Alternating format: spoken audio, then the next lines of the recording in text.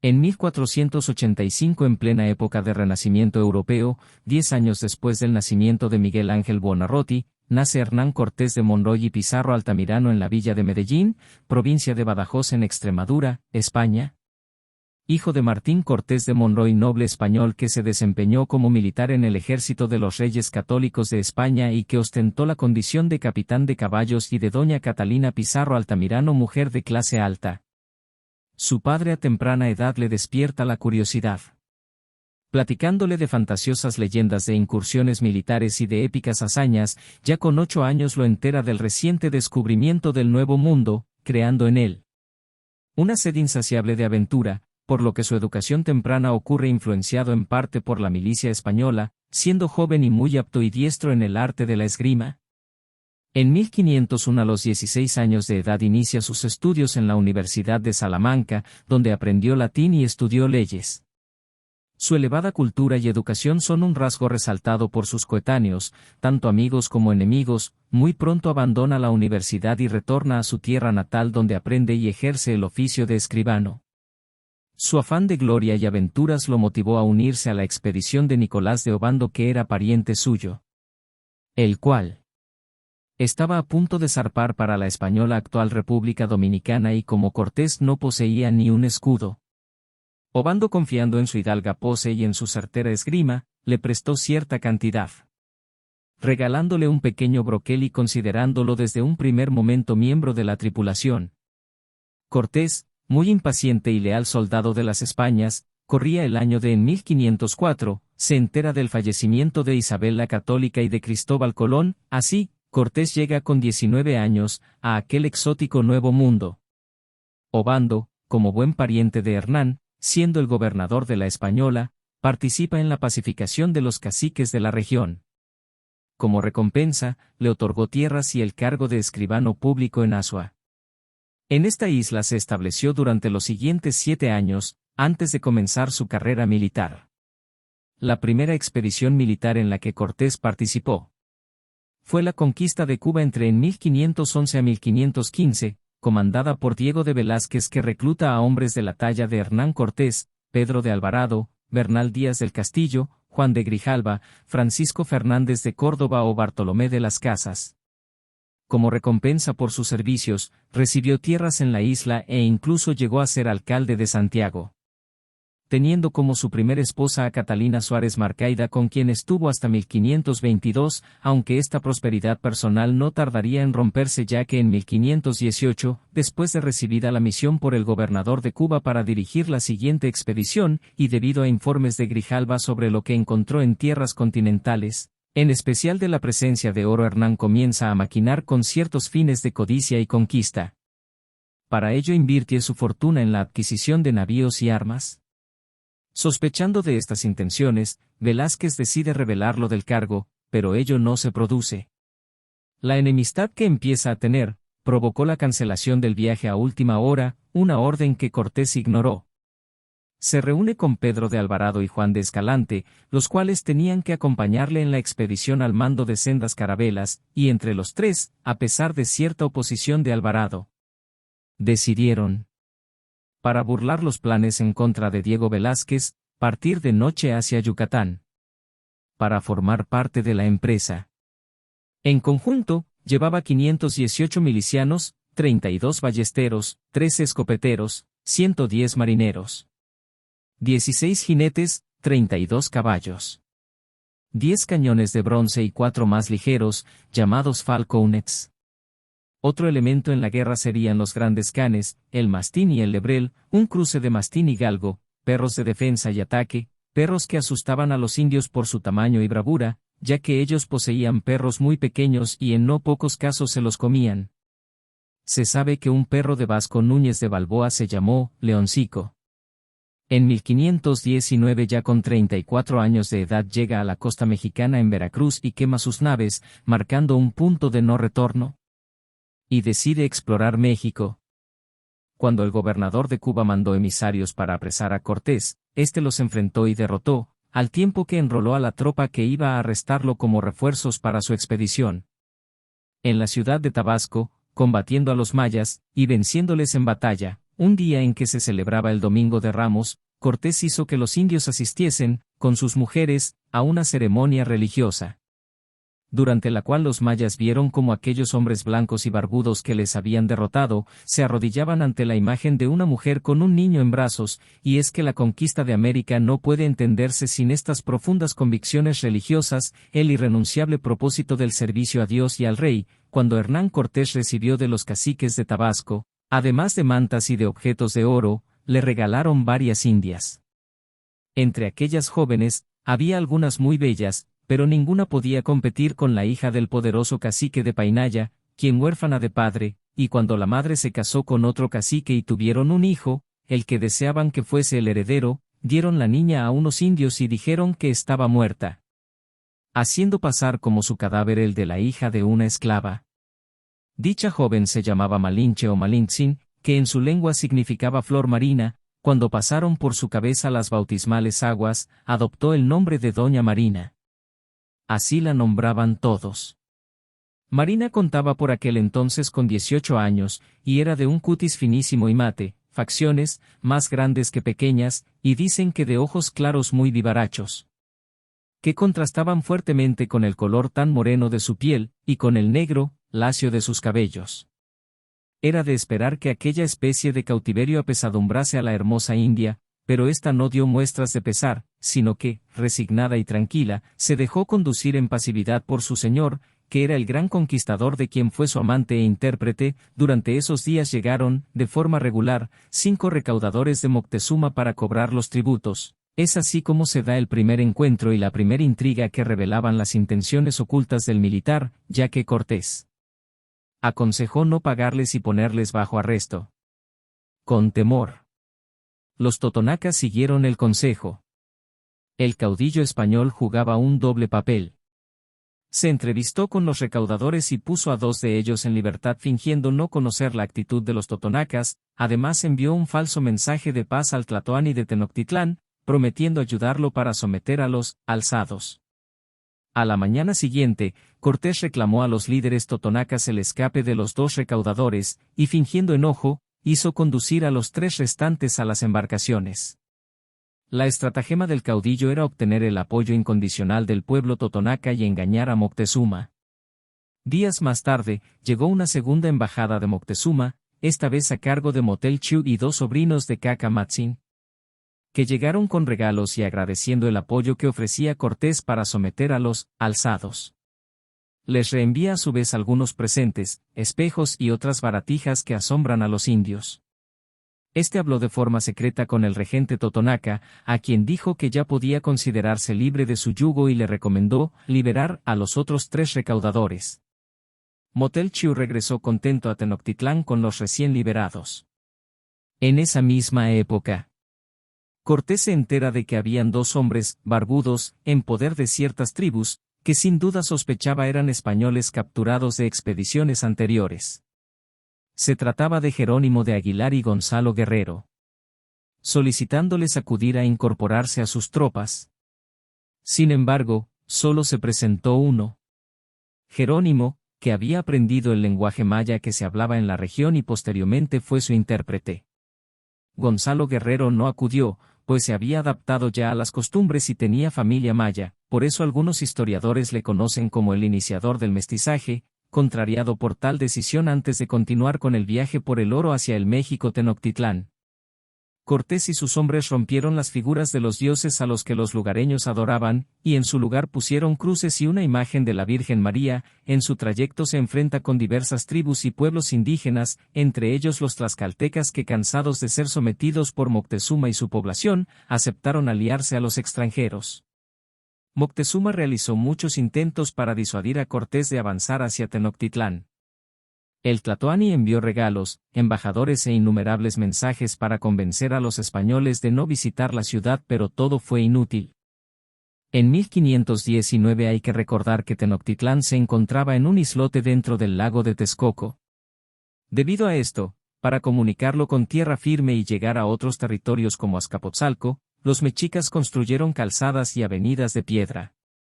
Los mexicas se transportaban a pie en las calzadas y avenidas, conformando un sistema de comunicación junto con las canoas que circulaban por los canales. Las calzadas medían, de ancho, entre 5 y 7 metros, y tenían una longitud de unos 8 kilómetros para conectar México-Tenochtitlán con las ciudades que le pagaban tributo. Por ellas se transportaban las plumas preciosas, escudos, insignias, oro, gemas, ropas y otros botines de guerra. Los guerreros entraban triunfantes por esas vialidades para que todo el mundo los viera.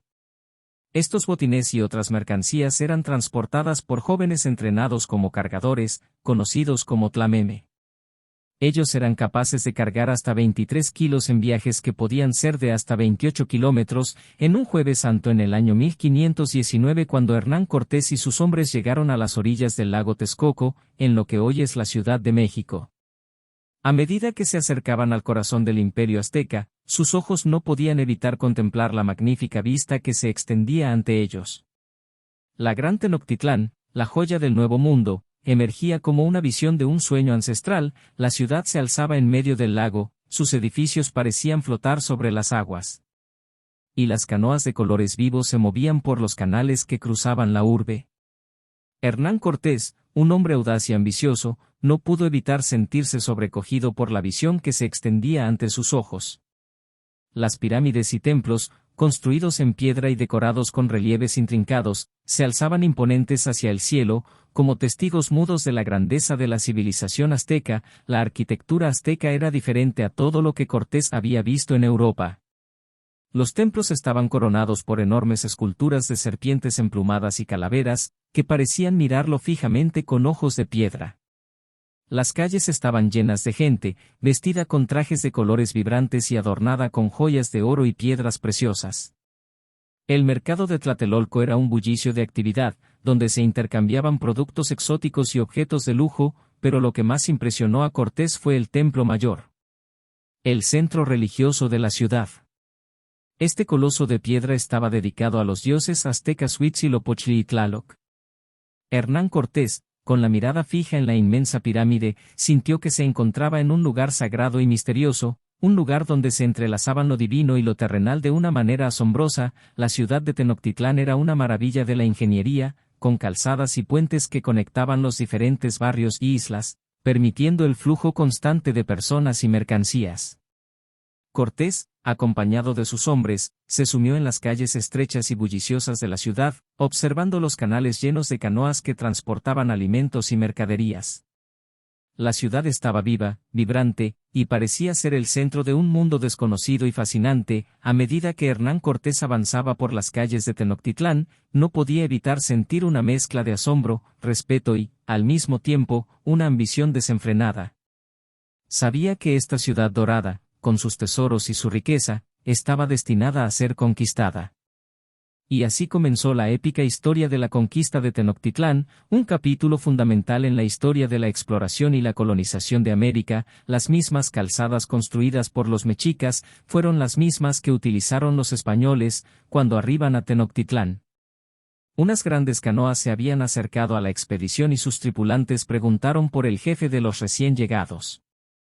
Fue así como Cortés se encontró con Cuitlalpitoc y otros señores enviados por Moctezuma. El emperador rodeado de la nobleza mexica ya lo esperaba. Cortés bajó de su caballo para abrazar al señor de los mexicas, pero Cacamatzin, señor de Texcoco, y Cuitlahuac, señor de Iztapalapa, lo impidieron. Apoya y suscríbete a mi canal para crear más videos y no te pierdas de contenido entretenido y emocionante. Ya que el soberano mexica era intocable. Cortés se quitó un collar de margaritas de cuentas de vidrio y lo puso en el cuello de Moctezuma II, mientras los príncipes aztecas, después de engalanar a Cortés con flores, le colgaron un collar de caracoles del que pendían camarones de oro. Posteriormente los aloja con honores en el palacio de Axayácatl, diciéndole que sus antepasados, los grandes tlatoanis o reyes del pasado mexica, Axayácatl, Moctezuma el Viejo, Ixcoatl, Tizoc y Ahuitzotl, habían dejado dicho que él llegaría del lugar de la bruma, de la niebla, a tomar su poder, a tomar la ciudad. Cortés le responde a través de Malinne: dejad que Moctezuma sosiegue su corazón, no dejes que tema, que le amamos mucho, siempre en mente del emperador azteca persistía la leyenda del regreso del dios Quetzalcóatl, pero también la incertidumbre de la seguridad de su pueblo por la alianza de Cortés hizo con las tribus sometidas de las que recibían tributo. A los recién llegados siempre los alimentaban y los mantenían en una vida lujosa y cómoda en el palacio. Tal vez así los podían controlar y evitar que ejercieran su desmesurada violencia, también. Tal vez así. Los estudiaban para conocer sus debilidades y sus puntos débiles, de la misma manera, esperaban satisfacer sus necesidades y sus demandas incesantes de oro y riquezas con la esperanza de que decidieran partir de vuelta al país desconocido del que provenían.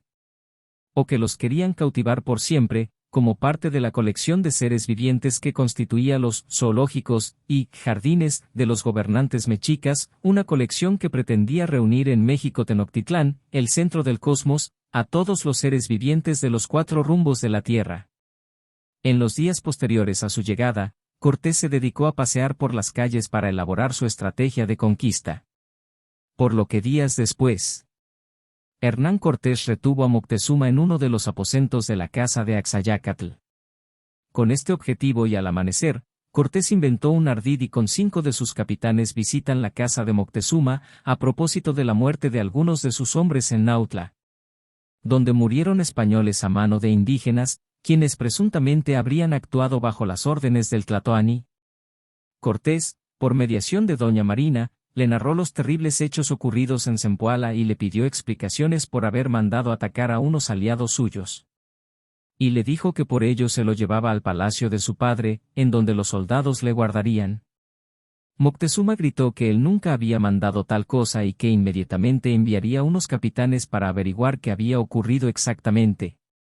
Aunque éste aceptó la proposición, los señores que lo condujeron en andas, lloraban mientras lo trasladaban hasta la alcoba de su prisión. A Moctezuma le pusieron grilletes desde el primer día de su encarcelamiento. Y lo mismo fue hecho con su hermano Cacamatzin de Texcoco, y con Itzcuautzin regente de Tlatelolco. El cautiverio del gobernante Tenochca era un mensaje para sus súbditos de todas partes, por medio del cual el capitán español demostraba su superioridad y anunciaba la guerra abierta que estaba por venir. Cortés dio cuenta de aquella decisión en su carta dirigida al emperador Carlos V de anexar a su servicio el imperio azteca. El pueblo mexica, que veía a su gobernante como una divinidad, cayó ante su débil voluntad que obedecía al fanatismo.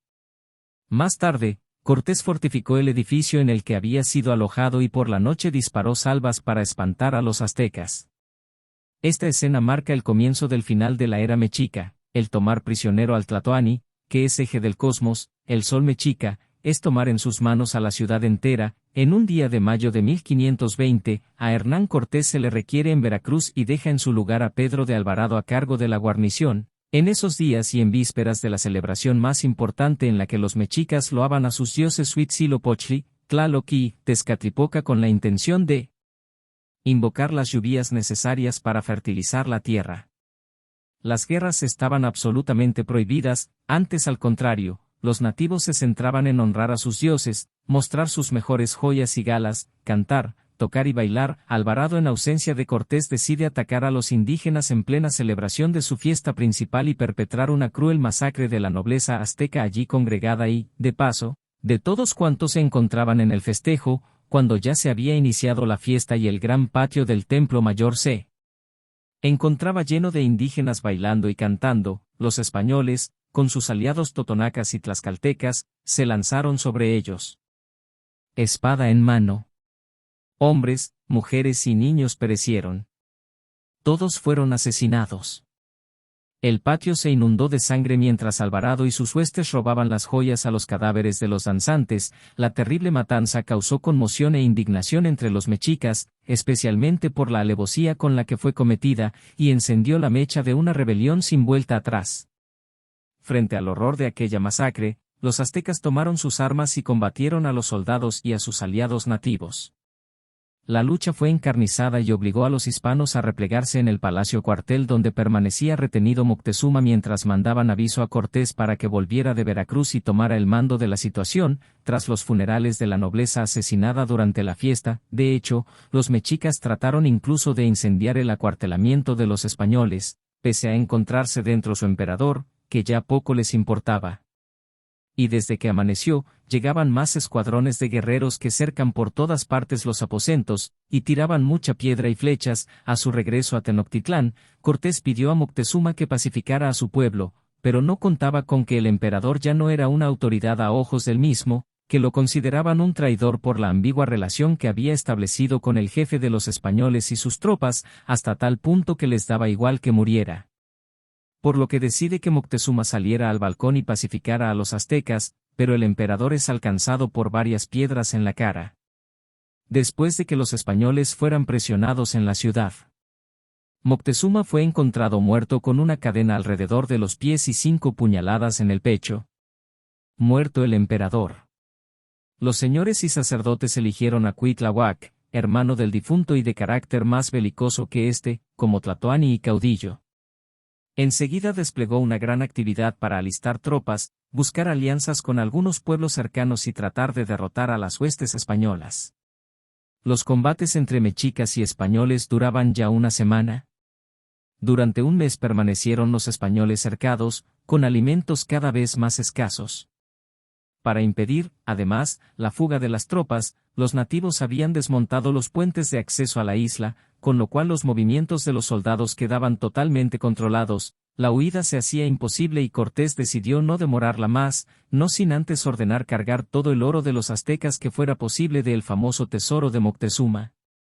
El conquistador mandó separar el quinto del rey, es decir, la quinta parte que debía entregarse a Carlos V, y repartir el resto entre los soldados que quisieran cogerlo. Un peso adicional que, en plena huida, en muchos casos supuso la muerte. La estrategia española era proteger a las tropas, de aproximadamente unos 1000 soldados, mezclándolas entre otros miles de indígenas tlaxcaltecas para salir por un puente construido a base de vigas y canoas encadenadas. La noche del 30 de junio al 1 de julio, conocida como la Noche Triste, Cortés dio la señal de partida bajo la consigna del silencio y una lluvia torrencial. Pese al intento de organizarse, la realidad es que fue una salida de Tenochtitlán desordenada, una suerte de «sálvese quien pueda». Cuando muchos de los soldados marchaban sigilosamente por el puente construido en dirección a Tacuba, al llegar al canal de los toltecas fueron descubiertos por una anciana mexica que había salido a tomar agua en un cántaro y advirtió la huida de los españoles y avisó a los guerreros aztecas. Pronto empezó a sonar el caracol y el tambor de piel de serpiente del templo de Huitzilopochtli, y españoles y tlaxcaltecas se vieron rodeados por miles de embravecidos guerreros. En cuestión de segundos, la laguna que rodeaba Tenochtitlán se llenó de canoas repletas de nativos armados con lanzas, arcos y flechas que enseguida tiñeron de rojo el agua. En tanto que desde las azoteas de los edificios miles de guerreros atacaban a la retaguardia, de forma que todos los niveles de la tropa fueron gravemente diezmados. Los soldados que no fallecieron en la laguna o por la lluvia de flechas quedaron encerrados en la isla que era la capital del imperio. También los hubo que, simplemente, se ahogaron, cautivos de un oro y unas piedras preciosas cuyo peso los condenó. Atrás quedaban cientos de españoles y tlaxcaltecas muertos, junto con decenas de caballos y yeguas y el 90% del tesoro de Moctezuma. Más de 600 españoles murieron esa noche, junto a una cifra muy superior de tlaxcaltecas. Las tropas españolas quedaron por lo tanto reducidas a menos de la mitad de efectivos. Se perdieron asimismo las piezas de artillería y muchas otras armas. No faltaron los capitanes que sugirieron a Cortés, herido en una mano, retornar para amparar a los rezagados, a lo que él contestó que los que habían salido con vida lo habían hecho de milagro. En el trayecto de los conquistadores españoles de Tacuba hacia Otumba, en el camino, hacia el oriente del Valle de México, masacraron al pueblo de Calacoayán, antes de pernoctar en el actualmente San Andrés Atenco. Luego de ello, tuvieron que confrontarse nuevamente con los guerreros mexicas en el episodio conocido como Batalla de Otumba, la cual terminó con la muerte del capitán mexica que iba al mando, pues los perseguidores se disiparon y huyeron. Finalmente, las tropas de Cortés fueron recibidos con benevolencia por el señor de Tlaxcala, a pesar de la oposición de Xicoténcatl. Las fuerzas españolas comenzaron a reorganizarse, aunque tardaron más de un año para regresar a tomar la plaza de Tenochtitlán y la conquista definitiva del ya casi extinto imperio azteca. Mientras tanto, en la ciudad mexica se desató una epidemia de viruela, enfermedad desconocida en América y a consecuencia de la cual mucha gente murió en un lapso corto. Como daño colateral se presentó una hambruna, en razón del desquiciamiento de los sistemas de abastecimiento. Cuitláhuac mandó reconstruir el templo mayor, reorganizó el ejército e invita a realizar alianza con los purépechas, pero el regente Cazón Zisuanga, después de considerar la oferta, se negó a aceptarla. También fueron enviados emisarios con intenciones de sellar la paz con los tlaxcaltecas, pero estos se negaron rotundamente. En noviembre de ese mismo año, Cuitláhuac murió de viruela al igual que el tlatoani de Tlacopan, el guerrero Cuauhtémoc que había participado en el episodio de la Noche Triste como jefe de armas y se había pronunciado en contra de la actitud pasiva de Moctezuma, pudo reunir el apoyo de toda la ciudad y cuando fue elegido nuevo tlatoani continuó con los trabajos de reconstrucción y fortificación la ciudad, pues suponía el regreso de los españoles, envió embajadores a todos los pueblos, solicitando aliados por medio de la disminución o eliminación de tributos. Buscó por segunda ocasión la alianza con el nuevo regente purépecha cuyo padre Zuanga también había muerto por la viruela. La negativa del heredero fue más violenta, los emisarios de Cuauhtémoc fueron asesinados en Tzintzuntzan, poco después Cortés y los tlaxcaltecas se reunieron para refrendar su alianza. Durante 20 días los conquistadores descansaron, atendieron a los heridos y se reorganizaron. Poco antes a la última incursión de la conquista a Tenochtitlán habían sido atacadas 2 comitivas españolas. El primer ataque causó poco más de 20 bajas, pues fueron sorprendidos por guerreros mexicas. El segundo ataque causó 45 bajas españolas y 200 bajas tlaxcaltecas. Cortés decidió entonces emprender una campaña militar para castigar a la región, no solo para recuperar el honor y el ánimo de sus hombres, sino también para cortar la vía de suministros que recibía la ciudad de Tenochtitlán desde la costa oriental. Con base en el discurso que da a Moctezuma, el caudillo español consideró que todos los mexicas y tributarios eran oficialmente vasallos de Carlos I y que cualquier acción adversa debía ser considerada como acto de rebeldía. Fue un procedimiento habitual para justificar legalmente los actos punitivos de la nueva campaña. Los tlaxcaltecas aportaron 2000 guerreros para someter a las tribus de la región aliadas de los mexicas. El caudillo español fundó la villa de Segura de la Frontera el 9 de septiembre de 1520, y desde el nuevo emplazamiento dirigió ataques a 7 localidades y varios pueblos de la zona, que prefirieron no oponer resistencia y aceptaron la alianza con las fuerzas españolas, pero otros como Tecamachalco y Acaptelahuacan fueron casi exterminados. El jefe de carpinteros, Martín López, fue enviado por Cortés a Tlaxcala. Su misión era cortar y preparar madera para construir 13 bergantines, los cuales serían utilizados en el asalto anfibio a Tenochtitlán. Cuando López llegó a Tlaxcala, se enteró de que Maxixcatzin había muerto víctima de la viruela pero pudo obtener sin problema la ayuda de Xicoténcatl. Alonso de Ávila y Francisco Álvarez Chico viajaron a Santo Domingo en busca de caballos, ballestas, pólvora, arcabuces y cañones. Por otra parte, Francisco de Solís viajó a Jamaica en una misión similar. Los gastos fueron financiados con el poco oro rescatado de Tenochtitlán y del almacenado previamente en Tlaxcala. En esos días llegaron diferentes embarcaciones. Una de ellas procedente de Cuba comandada por Pedro Barba, quien llevaba una carta de Velázquez dirigida a Narváez.